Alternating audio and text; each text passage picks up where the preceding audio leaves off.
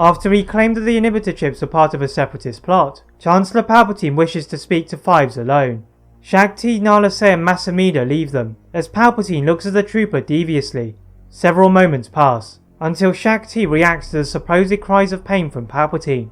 The three who had left the room earlier rush in, and see Fives fighting against Palpatine's guard, then point his blaster rifle at the Chancellor. Shaak Ti manages to force push Fives away, and save the Chancellor, as he continued to feign his innocence. Although Fives had gotten away from Shaak Ti, the fate of the clones and the Jedi was sealed by his failure to shoot and kill Palpatine, and prevent Order 66. But what if Fives had killed Palpatine? How would Dooku respond to the fall of his master? What would happen to the Senate? As you're about to discover, Fives is about to shift the landscape of the galaxy. As he watched the doors close upon Shaak Ti, Mas Amedda and Se, Fives knew that this was his chance. He had already suspected that the Chancellor was involved, but the look of evil given to him and the suspicious activity of Se confirmed his thoughts. Taking a small step behind him, he quickly dispatches of Palpatine's guard and takes his blaster rifle. Hearing the rapid oncoming footsteps of Shaak Ti, Fives shot Palpatine before the Sith Lord in disguise could react. If Palpatine had thought that his groans of pain would allow Shaak Ti to protect him, he had overestimated the Jedi Master, and underestimated the ruthlessness of ARC Trooper Fives. Shaak Ti lifted Fives into the air with the Force, before strapping him back into the restraining chair. Master T summons the Jedi Council, despite Mas Amedda deeming this to be Republic matter. Both groups soon arrive in tandem, investigating the scene and interrogating Fives. Fives is quick to defend his actions, stating Palpatine had been part of a plan to install inhibitor chips, the result of which made the clone troopers prone to aggression. However, Se disagrees, stating that they had been used to moderate aggression and made the clone troopers more reliable for following orders. Jedi Master Yoda searches the Chancellor's corpse, and is curious to find a lightsaber concealed within the sleeve of his robes. Everyone's attention focused upon the Grand Master, and he ignited the magnificently crafted hilt. The Jedi in the room could sense the evil emanating from the red blade, and are surprised to find the Chancellor with such a weapon. From his chair, Fives points to the lightsaber as evidence that he was correct in killing Palpatine, as he was the Sith Lord. Fives is transported to a prison cell in the Republic military base, awaiting a tribunal, whereas all of the other Jedi other than Shaak Ti leave it to the military to search Palpatine's office. The Jedi reconvene in the council chamber to discuss the major turning point in the war. Without the Supreme Chancellor, there would soon be elections held for a successor to Palpatine, and the Jedi had to ensure they did not have alliances with the Separatists. The Jedi continue to discuss their next moves, before they are interrupted by a message from Shaak Ti. Master T has obtained evidence with the help of local authorities of Palpatine being a Sith Lord, and allying with the Separatists. Although none of these were crimes of themselves, the damage he had caused in instigating the war would help the case of Fives. But outside of the Jedi Temple, the council members hear a loud roar. Looking out of the windows of the tower to the temple entrance, civilians were gathering outside and protesting. Soon the limited guards were becoming overwhelmed as the civilians became violent and the Jedi were forced to act. At the sight of several dozen Jedi Masters, the civilians stopped their chaotic assault but continued to brand the Jedi as traitors of the Republic. The Jedi are confused, so Master Windu, Yoda and Jedi Knight Anakin Skywalker rush off to the Senate. A giant holographic figure of Dooku swivels towards them, as most of the Senate jeered in their direction. Like his master, Dooku had manipulated the galaxy into believing the Jedi were the cause of Palpatine's death. The Jedi try to enter Senate Pod to reject these claims, but they are soon ushered out. With a lack of support for their role as peacemakers, the Jedi needed to act fast were they to rescue their precious order. They decided their first step was to look into the finances of the Separatists, by sending Anakin Skywalker to assist Senator Amidala in appeasing the banking clan. The fall of Palpatine had made Senator Clovis of Scipio an even more prominent figure, and Anakin had to control his hatred every time the politician approached Padme. Disguised as one of Padme's guards, Anakin is directed to a large bank vault. His already bubbling anger is not reduced by the members of the intergalactic banking clan not allowing him access, so he force chokes them into opening the door. Clovis and Padme retrieve the files to prove the financial instabilities of the banking clan, but outside, they are greeted by an unpleasant sight. The large expanse in front of the main building was covered with previously hidden battle droids and Magna Guards, led by Count Dooku. The former Jedi Master is visibly delighted to see Clovis with the files, and tells Clovis to get to a ship with Senator Amidala. A still hidden Anakin reveals himself and attacks the enemy. Deflecting the hits of the battle droids with ease, Anakin force pushes the Magna Guards into the building, then dodged Dooku's attacks as he jumped onto Clovis' ship. Anakin dangled from the ramp of the ship with one hand, but recovered to rush in and steal the files from Clovis, following a brief struggle. making a dramatic escape to the surface with Padme. They watched as Clovis failed to stop in time and crashed into a side of a mountain. The mission had been Anakin's usual version of success. Returning back to Coruscant, Anakin and Padme present the files to the Jedi Council.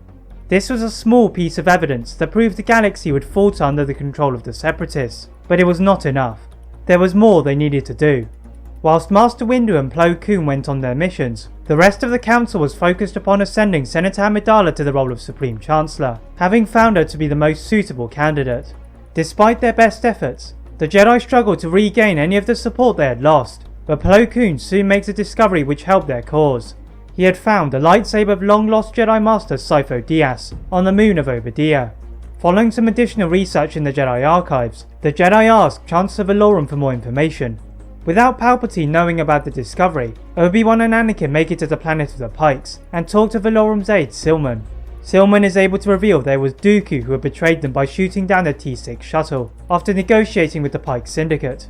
The two Jedi report this back and work out that Dooku had been behind the creation of the clone army. Fives had indeed been correct in his judgment of Palpatine. However, with the tribunal imminent, the Jedi needed to hurry their efforts. Anakin had listened repeatedly to the Jedi Council talking about acting, but to his continual annoyance, they only reacted to Dooku's moves. Dooku was easily outmaneuvering the Jedi Council. Against the advice of the Council, Anakin and Rex secretly enter the Republic prison to find Fives. The ARC Trooper is fearful that the military tribunal will be biased, but Anakin assures him they'll do everything they can to ensure that he is released. Fives tells them everything he can remember, the after effects of the mind-clouding drug used by Nala Se not helping his memories. But soon, their presence does not go unnoticed. A nearby shock trooper finds them and sounds the alarm. With Fives looking more guilty than he was, he insists on escaping with Anakin and Rex. The Jedi and clone have no time to go against the decision, picking up a blaster rifle dropped by a shock trooper and handing it to Fives. Evading the shock troopers by activating a number of blast doors and climbing ventilation shafts, they make it to an exit of a tunnel, and Anakin jumps into the streets of Coruscant. Rex and Fives jump after him, and Anakin catches them with the Force before they fell to the ground. Unfortunately, the Coruscant Underworld police are onto them in a flash, and they couldn't rest. Whilst they find a way out, Anakin's comlink goes off, and Obi-Wan is furious with his Padawan. They had been working so hard to appease the galaxy, and now Anakin was taking a foolish risk. Anakin promptly dismissed his master by stating that he had everything under control. But looking behind him at the squadron of gunships homing in on his location, and the multitude of police transports surrounding them, this was obviously not the case. Taking a nearby speeder, Anakin uses his flying skills to find a shortcut through the towers of the skyline and to the Jedi Temple. Without much thought, they take the closest starfighter and fly to Kamino. Now having shrugged off the chasing security forces, Anakin, Rex and Fives plan their next steps on Kamino. Back on Coruscant, the Jedi Council are now under increased scrutiny from Admiral Tarkin. Tarkin had thought Skywalker could do better than the Jedi, and it was their fault for letting him lose his way. The Council have to respond, as it was too late to cover up the mess caused. Yoda and Obi-Wan take a cruiser alongside the 212th Battalion to ward off the likely threats. Arriving shortly after Anakin, they attempt to look for him, but the complex is so large that they are forced to split up.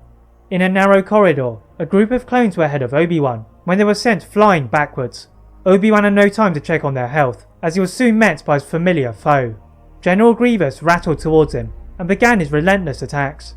Obi-Wan has to climb to the floor above, and to one of the facility's combat training areas. Out of the corner of his eye, Obi-Wan could see Yoda and Anakin fighting Count Dooku, and was eager to assist them. A kick to the chest from General Grievous ended that thought, as Obi-Wan slid a considerable distance along the floor. Pushing several cargo boxes towards the General, Obi-Wan leapt to his feet, and sliced off two of Grievous's limbs in quick succession. The General groaned in pain, and renewed his attacks. Above the battles, Republic gunships had arrived with the aim of reclaiming the fugitive Fives. Grievous crawls to an abandoned ship, slicing through a group of clone troopers. Obi-Wan pulls him backwards at the Force, and Grievous tries desperately to move, but the Jedi Master draws him in. Thrusting his lightsaber through the heart of the cyborg, Obi-Wan looks around for Anakin, but they had long disappeared. Commander Cody steers him onto the right path, and Obi-Wan is led through a network of passages. Obi-Wan then turns a corner to see Dooku and Fives laying beside each other, still as a stone, as Anakin, Yoda and Rex stood beside them with mixed emotions. Fives had sacrificed himself in the midst of an intense battle, and had saved the reputation of the Jedi in doing so. Without Dooku, the Separatist alliance would fall apart, and soon, the Jedi rose again. That is it for What If Fives Killed Palpatine. If you enjoyed this, Please like this video, turn on that notification bell, and if you're new to this channel or my other channel, subscribe for more what ifs. And as always, leave a comment on what if you'd like to see next, and how I can improve my videos. Thank you very much for watching, and see you next time.